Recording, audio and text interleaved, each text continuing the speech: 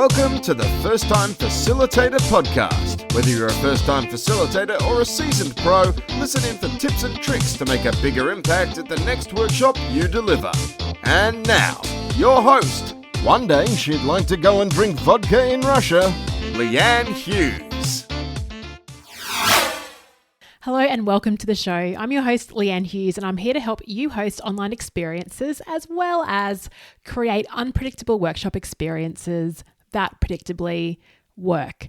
Thank you so much for tuning in to this podcast. I know it's very different with podcast consumption now. I used to listen to podcasts a lot while I was driving around, and I'm not doing a lot of driving now.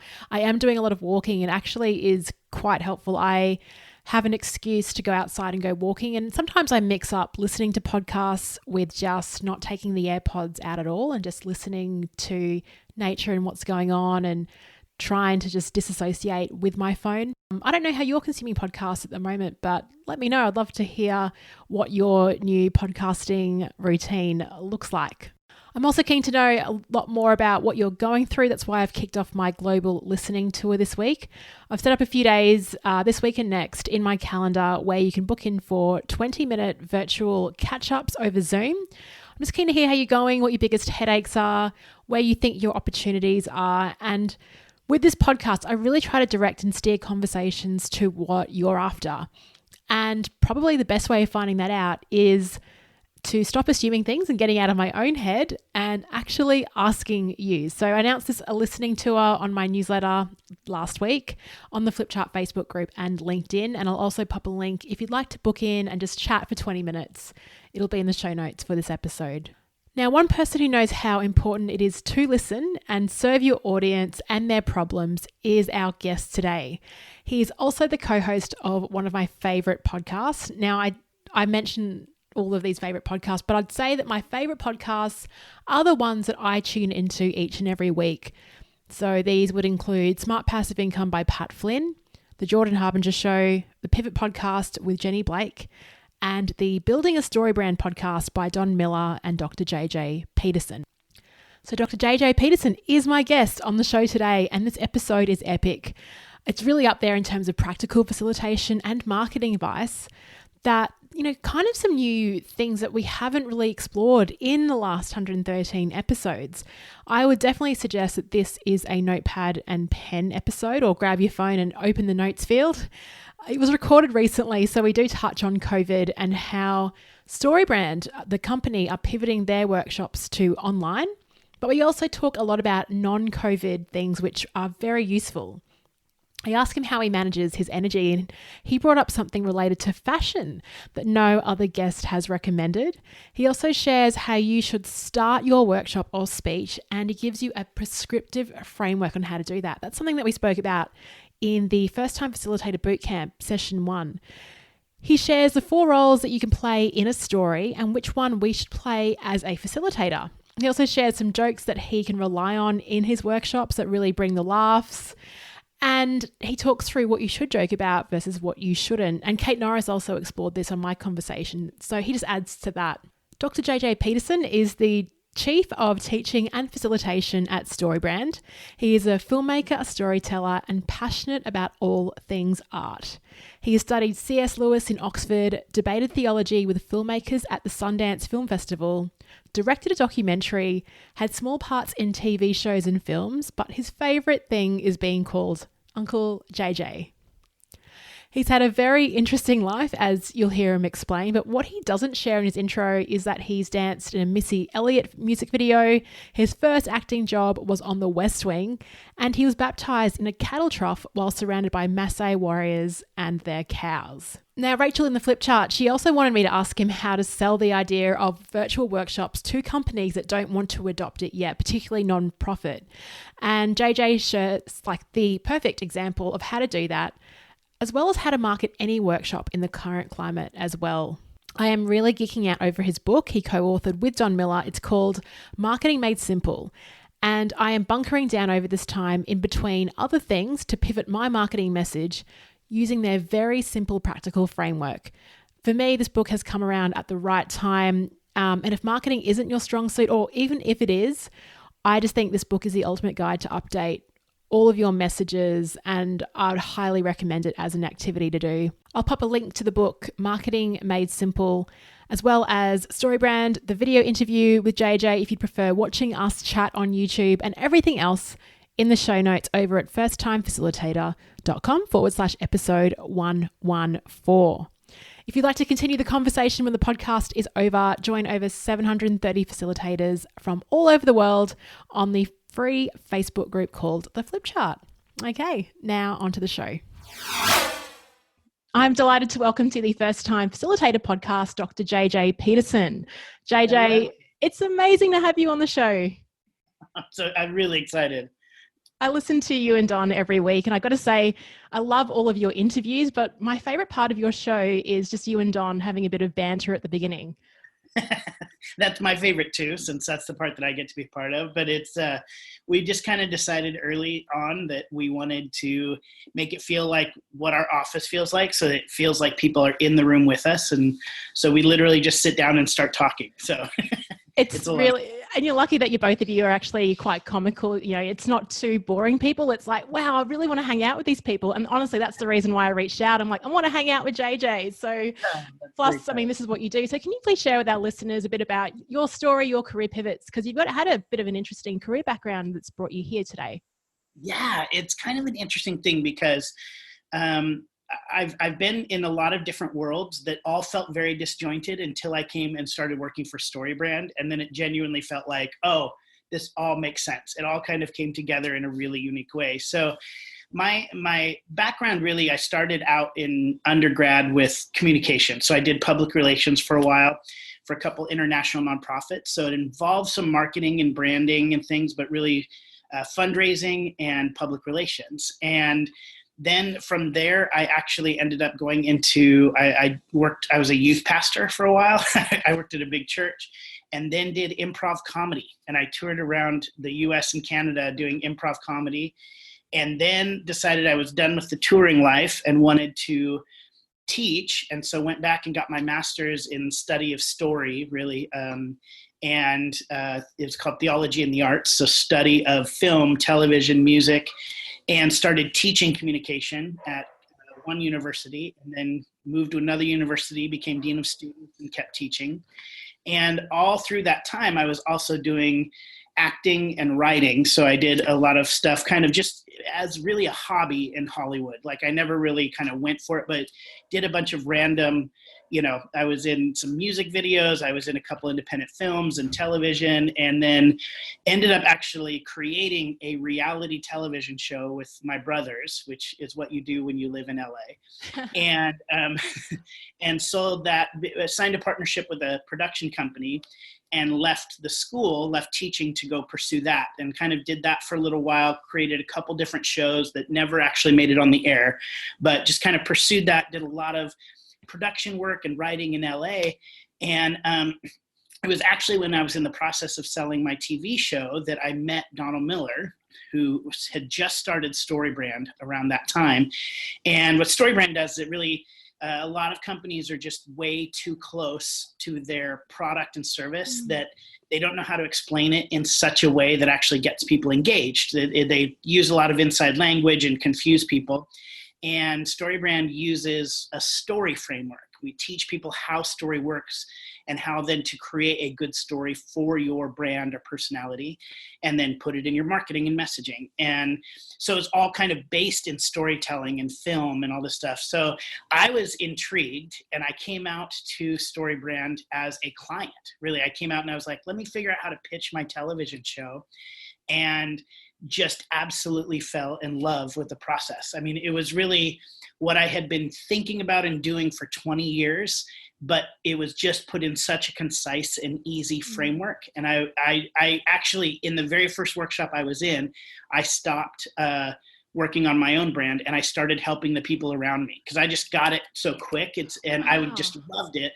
And that's really how Don and I kind of started working together. Is he was like, well, would you mind coming back and working with me and helping people, teach people? I'm the only one who teaches this right now. Would you start teaching it with me? And then really just kind of worked with him and our team to continue to build the company. And so now we work every year with like thousands and thousands of companies all around the world, and get to help them clarify their message with story. And so by the time I got to StoryBrand, I was like, oh, my experience actually doing fundraising and messaging, the improv comedy of just kind of like, thinking on your feet, and then teaching, and my study of story, my master's degree, my PhD study is in communication. My dissertation was in narrative marketing. And it just kind of like all came together in this. I was like, how can I combine film and teaching and communication? And it was like, it's this. And so it was kind of crazy to get to where I am, but now I genuinely feel like my entire life was built up for this. And it absolutely sounds like it. I know Steve Jobs says it's very easy to reconnect the dots looking backwards, but it's hard to project that looking forward. And I guess a lot of people with their careers, they're trying to look for what their dream job is. But that role never existed, right? You sort of created it. Don saw the passion that you had, and it just evolved, right? Yeah. And it really, I think for me, it just always was about taking the next step forward. Even every job I stepped into, I honestly have loved every job I've had. There's never been a job that I've hated, but I always felt like it wasn't the final thing. And so I would kind of step into it and give what I felt like I had to give in that space, and also learn. It was both kind of a give and take, where I could learn a ton, and I could also use my gifts to help whatever organization I was a part of. But each time I was like, even when I went into comedy, which feels like a dream job for most people, I remember going, I think this is a 3 to 4 year thing. And it was, it really was. And even when I did my first PR, I was working for a company that worked in community development in Central America. And I was like, I love this, and my heart is here, and I love serving the disenfranchised, but this is probably a 3 to 4 year thing. And it was. But now I genuinely feel like I'm not sure what other job, this might be a stepping stone to something else, but I really at this point, I feel like, no, I've found it. I've been with about 4.5 years now, and it feels like I started yesterday. I love it. That's amazing. Can you just quickly share your process? It sounds like, I'm in this role for 3 or 4 years. It sounds like you had a mindset of constantly evolving. Like you said, evolving is probably the key word. At the moment, we're all being disrupted. So Sure. we're very quickly having to evolve. Yeah. What's your advice to people that are getting a bit stuck, and they thought that they had this career for their lives, and now their industry has been impacted? I know I've sort of moved it to something that's very current. Yeah. But, we're all having to evolve very quickly every day. We're sort of our emotions are going in different places. Yeah. What's your sort of tip for having that mindset of being agile? I feel like we're all playing some weird improv skit at the moment. Yes. Oh, for sure. We've never been in this scene before. That's really what's going on. I think Don really has taught me, I studied a lot of story, and then Don and I talk a lot about story. And one of the things that I think was always intrinsic in me is that in any situation I stepped into, I had to ask myself, am I a victim? Mm-hmm. I really would stop and go and almost always I would say, I'm not a victim here. Whatever situation I was in, and in this situation right now, I feel like we are experiencing where people are placed in the position of victim. But just kind of really quickly, in story, there are really 4 roles that people play, that characters can be in a story. There are the victim, the villain, the hero, and the guide. Those are the 4 main roles that people play. And what I began to understand about the victim in a story, when you understand story, is the victim, there's never good stories written about a victim, because a victim is not meant to be a permanent position. And in order for the victim to matter in the story, the only reason they matter is to make the hero look good and the villain look bad. That's it. That's the only reason they exist. Now, there can be movies about somebody who started in a victim role and became a hero. That's a transformational journey. But the person who stays the victim the entire time, no good stories are written about them. Mm-hmm. And the villain is the person who takes a situation and something bad happens to them, and they have to create revenge out of that. So villains take pain and try to revenge and get even with people, and heroes redeem. So heroes redeem the pain and villains revenge the pain. In fact, we see in stories like that villains often have like a scar on them, which literally is a sign in film or a story to say this person has a backstory of pain, like literal physical pain. Interesting. And so villains revenge, heroes redeem. And they're about moving forward and overcoming the circumstances. And then ultimately the guide is really the strongest character in a movie. And the guide is the one that helps the hero win the day. The guide has already won the day. They don't need to prove anything to anybody else. But the guide is there to help the hero win the day. And so I find that when we come into situations like this in particular, that we are in this time, is that, and each of those, the reason those are in stories, the victim, villain, hero, guide, is because every one of those is in us at any given time. Nobody is ever always the hero or always the villain or always a victim. Those all live in us at any given time. And we actually have the ability to choose to step into what role we want to play. So I'm seeing right now in this situation where we have outside circumstances that have been thrust upon us. And that's really the definition of being a victim, right? Something that's out of our control that is kind of thrust upon us. And in that moment, we can choose to play the different roles. We can choose to play the victim. And when you play the victim and you stay in that space, you will never write a good story, ever. You will always stay because everything about your energy relies on the energy of others. You either need somebody to be a villain to you or a hero to you.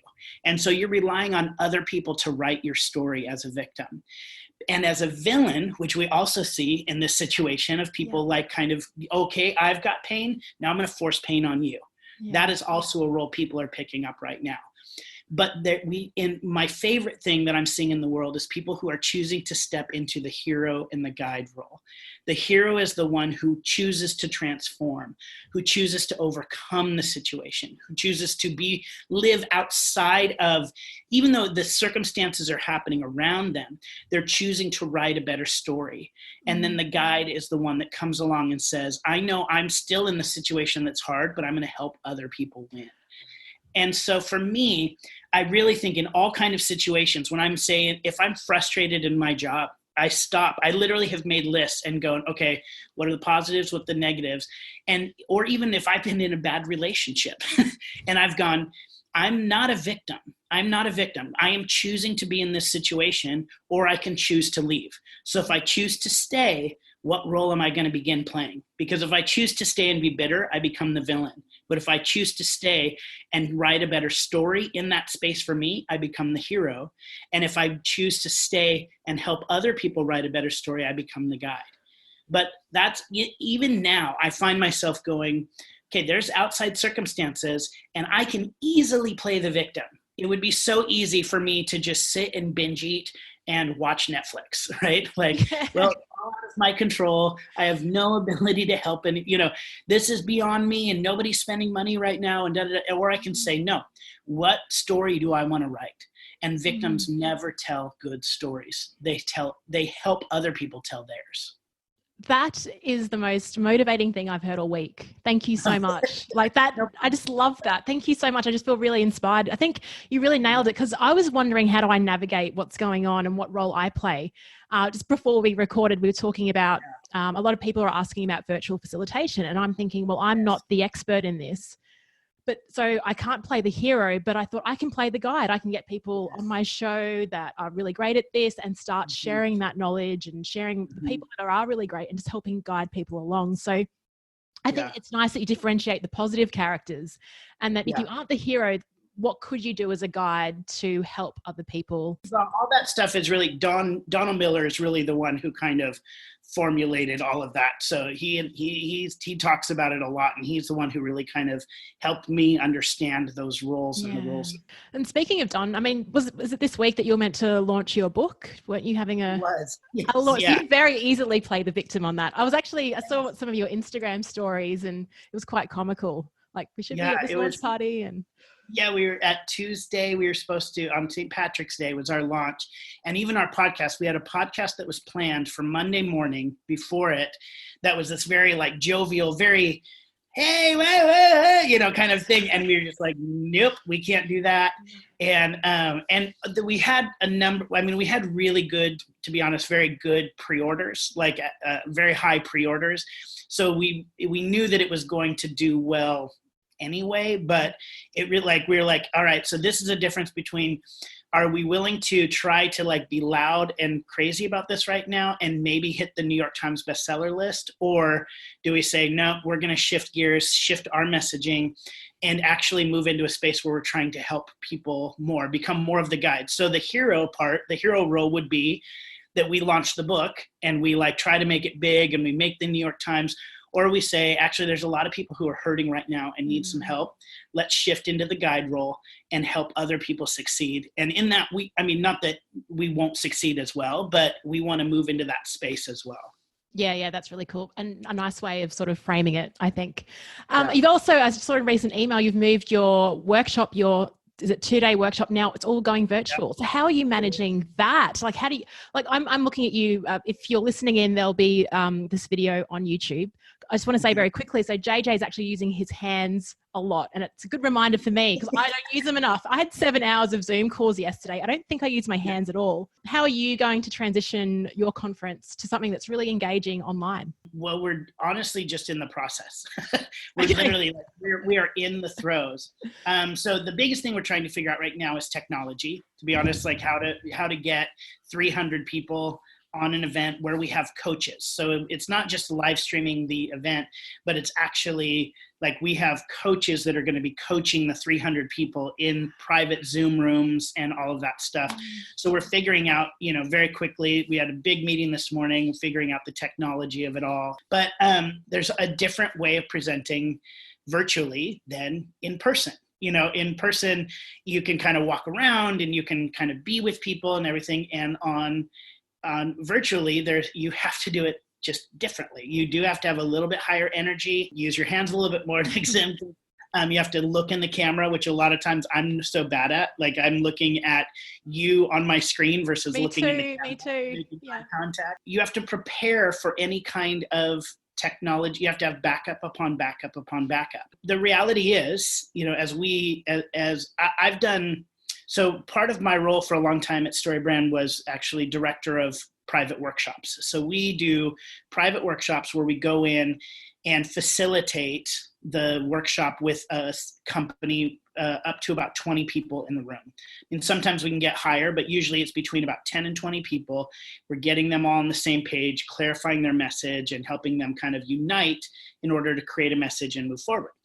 And I've done them, most of the ones I've done have been live. And then occasionally, if some kind of weather, something happens or internationally, I've had to do virtual. And for me, the reality is I would say you get a better experience in person. That is just for me, I think that is the better thing. However, we're at this point where we have to pivot.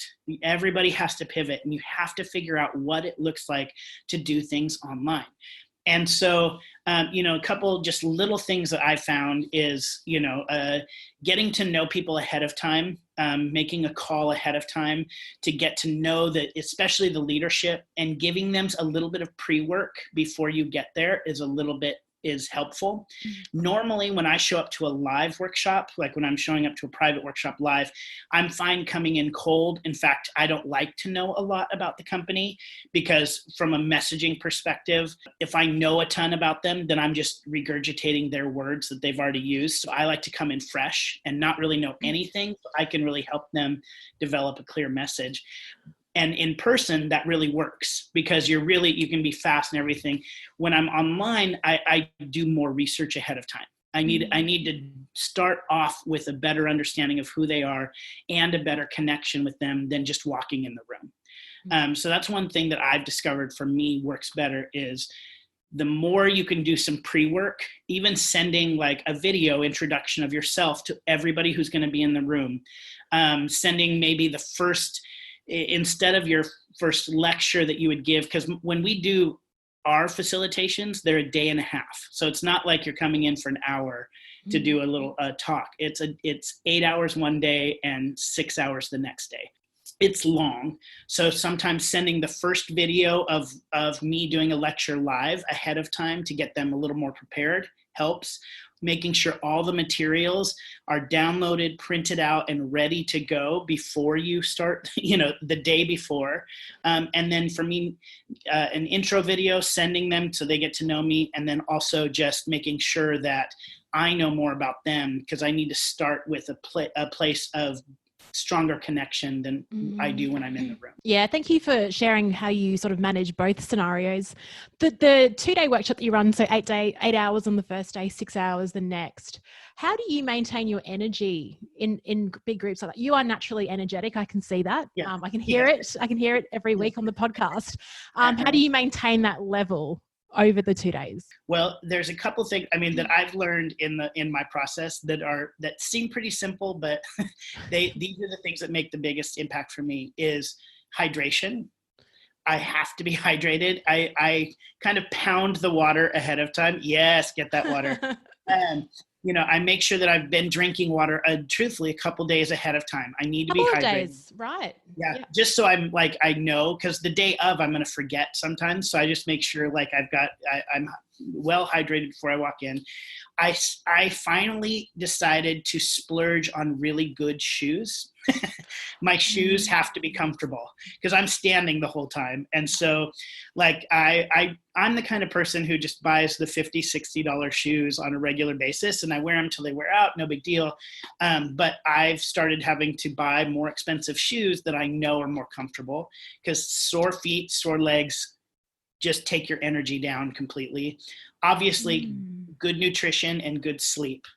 Like those are, like, I would say those 4 things have dramatically changed the energy level. It's just good sleep, good nutrition, hydration, and good shoes. And if I can do that, that sets me up for success already. And then a few other things, I like to throw in, I try to make sure I have a couple jokes that I know will land early, get the laughs early. Have you got a joke that you can share with us? Well, it's all related to the presentation. Sure, so yeah. if you actually see, like, let's say anybody on here goes to our live stream workshop or something, I say the same jokes mostly. I do have some improv depending on what the audience gives me, but there's this commercial I show of this very rugged, it's for a knife. And one of the things I ask people, as I say, and the whole commercial is like this guy with a deep voice, and he's, and cutting rope and roping cattle and everything.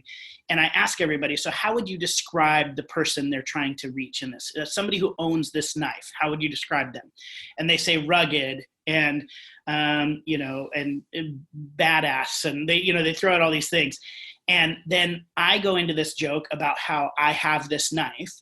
And I say, I know when you look at me, you're thinking badass, and I just kind of, you can see my head right now, but I'm like short, stocky, like I'm 5'4", and like, and I'm a writer. And so, I kind of just make that joke, and then I lean on the podium and I drop one arm down and I just go, ladies. And I just kind of do this thing. And every time it's awesome. A big laugh, and I just know it's going to land, and I'm making fun of myself. So I'm kind of humanizing myself, endearing myself to the audience, and I get a big laugh. And then the next commercial I show is about it's a mom commercial whose kids grow up to win the Olympic medal. And I walk out of that commercial every time rubbing my eyes going, shut up, you're crying. And, kind of like rubbing my eyes, and that gets a big laugh too. So I think, and those are the first 2 commercials I show. And I do those jokes every time, and they get a laugh every time. And I know, one, it's endearing me to them. So do a joke that's and you have to be careful, but I'll say this in a second, but do a joke that endears you to them, but also is funny to kind of get the mood going. But here's one thing in the StoryBrand framework, one of the things that we teach you is that you are actually not the hero of your brand. When people are telling their brand story or their company story, the company is not the hero, their customer is, and they have to play the guide to their customer's hero. So their customer is the hero of the story, and how do you position yourself as a guide to help your customer win the day? And that's what all your messaging should be. And most companies really make the mistake of making themselves the hero in a story. They are the guide. But one of the things we talk about in terms of how to position yourself as a guide is you have to do it in two ways, with empathy and authority. So every guide in every movie has empathy. They have been where the hero has been. So in Hunger Games, Haymitch has been in Hunger Games, and he's guiding Katniss, who's in it. So he knows what it's like to be that way. In Star Wars, Obi-Wan Kenobi is a Jedi, and Luke Skywalker wants to be a Jedi. He's a guide. So you have to have empathy for your customer, that you've been there, you feel what they're feeling, you know what they're feeling. But you also have to have authority. You have to have been there and done that. So Haymitch has won the Hunger Games, and also Obi-Wan Kenobi has become a Jedi. So you have to have already won the day, and you're helping your customer move forward, right? So what happens is, for the sake of vulnerability and a joke, people might diminish their authority. And you have to be really careful about that, because once you diminish your authority, you're no longer their guide. So I can make jokes about my stockiness, and I can make jokes about not being a badass, and I can make a joke about being sensitive. I can never make a joke about that I don't know what I'm doing in marketing or story. So I can't, that's where so people will make jokes that are self-deprecating when you're presenting. But if you're presenting and you make a self-deprecating joke about the material you're presenting, you lose authority. So you can't say, you know what, sometimes marketing is crazy and I never know what to do. I can't self-deprecate that way. I can self-deprecate my size, my weight, my sensitivity, any of that. That's vulnerability. But never, ever, ever make a joke about your inability to help them win the day, because that will remove you in the story as being the guide. It's so true, because I often see some presenters that they'll stand up and then go, I haven't been given much time but to prepare this. And straight away they've just diminished the authority. It's don't ever apologize. No, never apologize for that. You can apologize for, don't apologize. Don't apologize. Yeah. Don't apologize. A guide in a story, that's an interesting thing, because a guide in the story doesn't change. If a guide does not go on a transformational journey. They are the same at the beginning as they are at the end. So Haymitch is a drunk at the beginning of Hunger Games. He's a drunk at the end. He doesn't go on this transformational journey. He is the same person. It's the hero's job to change. So you cannot stand up and, in the space where you're an authority, a speaker, presenter, and marketing or teaching, you can't do I'm kind of in this journey with you. You can't. Taking care of my kids and homeschooling is the worst right now, right? You can kind of go into that and go, I don't know what I'm doing. I'm tearing my hair out because I don't know how to keep, got my dog and my kids, and my wife is now my coworker, You can joke about that, but you can't joke about being a presenter, being in marketing while you're presenting. Yes. While you're presenting, because and now you know why. It's because it actually diminishes your authority as a guide. And they're not looking for another hero. You are not the hero of the story. You are the guide. Thank you. Thank you so much for clarifying between the hero and the guide. Because I think, particularly as first-time facilitators, I know when I started facilitating 5 or 6 years ago, I thought that I had to be the hero. Yeah. I had to go in, I had to be funny, I had to be professional, I had to know all the content and all of that. What I've seen that shift now is I am now playing the role of guide. And what that does is now I can get a good night's sleep the night before, because I'm not so worked up on how I'm bringing myself. It's all about how do I get the best out of the people in the room. And I think that's the shift that needs to happen. When you're a first-time facilitator, it's all about perfection and me being great. But when you turn into guide, it's putting the focus on the group. And in that instance, it's what can I do to support them? And the pressure is off. Yes. And it even changes the way you walk on stage. So a lot of people will walk on stage and go, hi, my name is, and I'm here from, and I've got, and they start introducing themselves. If you have been given a stage, You already have authority. You do not need to explain why you're there. So you need to walk on stage and start with it. So how a good story works is there's 7 elements of a story, really. There's a character who wants something, who encounters a problem, who then meets a guide, who gives them a plan that calls them to action. And that story, if they take it, accept or reject that call to action, if they accept it, it ends in success. If they reject it, it ends in failure. Mm-hmm. That's every story. Character with a problem, who meets a guide, who gives them a plan, calls them to action, and we know the results, success or failure. So when you understand that and you start understanding your character is the hero of the story, your customer or your audience is the hero of the story, you identify what is it that the audience wants out of this talk. What is it that they want in this moment? And what is the problem that's going to get in the way of them getting that? And that's how you start the introduction. You literally, you get up and for me, I'll get up at a conference of thousands of people and I say, I know the reason you're here is because you want to grow your business. But the problem is your marketing is not communicating clearly in a way that engages customers. And you've probably spent thousands of dollars on ad agencies and time and money on words that you feel like you're just throwing against the wall and seeing what's going to stick. And the reality is there is a way to go forward. There is hope. The hope is story. And once you understand how story works, then you're going to be able to communicate more clearly and get more customers. So what I just did there is a truncated version of that story. I identified what the character wants. Then I really ramped up the problem. I talked about time and money and energy wasted on marketing. And then I gave a clear vision of what the future could look like, what success looks like. So when you do this, you're going to be able to connect with customers more, grow your business. So instead of getting up, doing that, you can either get up and start with what the character wants. You can start with, here, I know why everybody's in this room. And just literally say, you're here because you want to be top.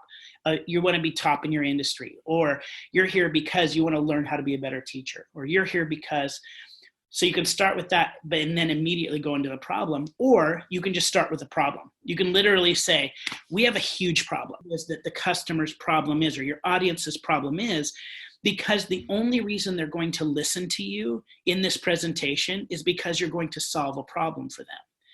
We classify brands, teachers, any company really, in our brains by the problem that they solve. We think that we go, oh yeah, Tylenol and Tums, and we have all these big brands out there. But literally, if I was to say to you, oh man, I have a stomach ache, you would be able to say, oh, I have Tums, or you should take Pepto. If I say I have a headache, you say, well, here's some Tylenol or Advil. We identify the brand by the problem it solves. We don't think about the brand outside of the problem. So when you get up on stage and you begin talking about your audience or your customer's problem, and you just ramp it up and you say, here's the problem, but it's worse than that. It's this, and it's worse than that. It's this. And you would not believe how bad it's gonna get. It's this, this, this. And then you say, but there is a way forward. Right? So that is, you have to invite customers or audiences into a story. And when you do that and they start going, yes, yes, yes. And then you go, boom, here's the Tylenol. It's me, or it's my ideas, or it's my product. Right? So don't get up. I would say, do not ever get up on stage and go, hi, my name is da-da-da. And I have a PhD and da-da-da. You don't do that. You start with a problem. And once you identify the problem, you speak it, ramp it up. Now people have a reason to listen to you. Don't give them your credentials. They don't care about your credentials. They care that you can fix their problems. Thank you so much. That's been often a pet peeve, is that the facilitators or speakers get up there and they'll show all these photos about their journey, and it's like, tapped out. But I think what I love about you is what you just said, is stating the problem, because I think a lot of the time we always go straight into solution without really defining the problem up front. We might assume that the audience knows what the problem is, but we don't really make it explicit. No. Like if you ever hear somebody tell a boring story, they're like, yeah, so it's the craziest thing happened. I went to the beach today and I laid out. And then I watched the waves, and there was volleyball going on. I mean, they'll just start saying things, and what we're doing is we're waiting for them to tell us, like, you want to say, and then like a tsunami came, or then yes.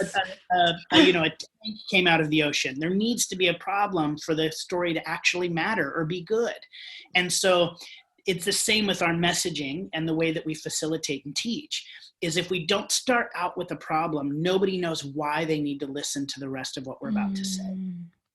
Awesome. That's really great. Thank you so much for sharing that framework. When you were sort of talking about the problem and what StoryBrand does, I just felt like saying, take my money. It's just, just so strong. And I think we'll definitely link to the framework and your new book in the show notes, because I think it's, we've got a lot of facilitators that listen, probably 50% that work internally, 50% that have their own business. And even for those that work internally, I've just come out of corporate. A lot of the time we're having to sell these internal programs to us, to stakeholders, and make it worth their time to attend. But I think we're like, hey, here's a great program, but we don't often define the problem and why you need it. I think that's really compelling. And if you, for internal, what I would really say is, so when you're walking up to a cold audience, right, who doesn't really know you, you really want to start with the problem. Like, let's just nail that. Let's start with the problem. But from an internal perspective, what you want to say is start with what the customer wants, what the character wants. So internally, you would say something like, hey, I know we're all looking for a way to save time in whatever, when it comes to, let's say, we're looking to, let's start with HR benefits, right? So say something like, I know everybody here is looking for a more effective way of taking care of their family, both financially and time-wise. You want a more effective way to understand how to process your benefits so that you can take care of your family. We all want to take care of our families. So you position what they want, and then you say, but the problem is, and then you go into what is the problem that this training is going to solve, right? So you say, but the problem is we have this old antiquated system that actually just wastes your time, right? So, and wastes your energy. So now you're ramping up, like there's a thing that's getting in the way of what you want. And then you position the training as the solution. Well, you come in as the guide. So you say, I get it. I'm the same way too. Empathy and authority. I understand. I'm the same way. In fact, my two kids, I had such a hard time going to the doctor last week because our HR stuff was not right. So I get it, but I've also researched a ton of different options, and I really discovered that this is going to save us time and money. Then you give them a plan. So here's what we're going to do. We're going to show you how the training works. We're going to get everybody signed up. And then when you're done, you're going to be able to save time and money in this process. Call to action. All you need to do is sign up for next Tuesday and be there. And when you do, now we give success and failure. When you do, you're going to stop being frustrated by it. You're going to be able to take care of your family better. You're not going to have to worry about, do I owe money or not? And you're going to be able to get on with your life in a better way. So you have to identify, what do they want? What gets in the way of that? I get it. Here's our plan. Here's what you have to do to solve it. And this is what life looks like if you don't. And this is what life looks like if you do. Oh, wow. You and Don often joke that in every episode, you're getting a $10,000 consulting call for free. I feel like that's just happened. We had it from the flip chart. She was asking a question about how, because she's trying to work with not-for-profits and get them used to remote learning. And so she's like, how could you ask JJ how to do that? And I think you've just answered that in the way that you phrase that conversation, and look, this is the problem right now. And I think I'm going to map that back to your framework. Because even just like, let's just take one piece. You identify the problem. So many nonprofits, what they want is, so many nonprofits are looking for the same great training that's available for every other big company out there. The problem is they don't have the internal resources or the money. And which makes it, now ramp it up, which makes it so frustrating, because you feel like you have to spend $10 million on training that may or may not work, that could go to the people you're working with. I get this. Amazing. I understand this. So remote training. So here's how we fix that. We give you access to the experts, but we do it remotely. So you can do it at your own home at a cheaper price, at a better, with as many people as you want. When you sign up, this is what this looks like. if you don't do this, then you're missing out on so many great opportunities. But if you do, then you're going to get access to the best training at a price that you can afford and actually get back to helping the people that you came to serve. Bravo. Look at you. You are in absolutely the right job. I think that was amazing. I can see everything, the improv, the story. I mean, the fact that you've done this for 4.5 years, you could probably get any industry and do this. Yeah. What a superpower. That's and just it's all amazing. Based on the framework. I mean, it's because I have this framework that tells me what to say, right? Yeah. So it gives me guide rails. And when we teach people the StoryBrand framework, really it's all about like, for me, these are the guide rails. So you have to understand, like when you're starting to create messaging or you get up on stage, don't go outside of this box. This is what you have to say. Within it, you have a lot of creativity. But don't start with the character one, go to the problem, position yourself as the guide. All of those things are there. And so now I really can and sometimes I practice in the grocery store. Like I'll walk up to the product and I'll just start with, well, what's the problem that Oreos solve? And how do I, and really just begin to articulate those kind of things. And once you get to that size, that's the thing is a lot of us are looking at, say, Nike or Coca-Cola or Oreos that are these big things, and we're trying to copy what they're doing. Yeah. Don't copy what they're doing. Mm-hmm. They're brands, they're big brands, and there's a difference between branding and marketing. Mm-hmm. Branding is how you make people feel, and that's really once you get to that level. Coca-Cola they don't need to explain to people who they are. They need to make people feel something. Mm-hmm. So they just live in the branding space. But marketing is what you do, how you make people's life better, and how they get it. Mm-hmm. That's really all it is. And so most of us go to this we need to have beautiful websites and we need to be flashy in our presentation. And those things are fine at second level, next level. Yeah. But most people have missed the marketing part. Yeah. They know how to explain clearly what you do, how you make people's life better, and how you get it. Yeah. And when you can master that through this framework, we teach you how to do that through the StoryBrand framework. Then later you can have beautiful commercials and beautiful website and all that stuff and fancy presentations that does all the tricks. But if you miss that first part, you miss out on it all. Yeah, absolutely agree. JJ, thank you so much for your time today. I just can't believe how much value you've dropped in the last sort of 50 minutes. I'm so grateful for this. If listeners would like to reach out, attend a virtual workshop, grab your book, where should we send them? So our virtual workshops are at storybrand.com. And so they can go there and just kind of see what we offer. We also have what's called Business Made Simple University, bmsu.com. But and we offer all our online courses. So the StoryBrand course, and then a marketing course, which is what my book was. The book is called Marketing Made Simple, and there's a Marketing Made Simple course there. So we teach people how to create a clear message through story, and then how to create a sales funnel, basically out of that message. And so those are at Business Made Simple. So you can do the full kind of online course. Those are not live, but they're videos with workbooks and everything. And that's at businessmadesimple.com. Or if you want to attend one of the live workshops, live streaming right now. But when we do go back to live, it'll be at the same place, which is at storybrand.com.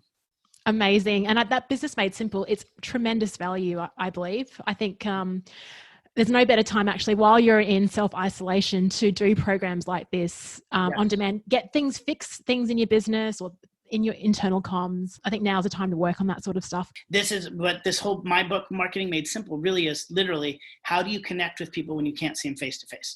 Through marketing. How do you stay connected with your customers through sales funnel, not when you can't see them face to face? And it's crazy that it came out right now because that's where we're at. And people that have a sales funnel are the people that are going to survive, to be honest. Yep.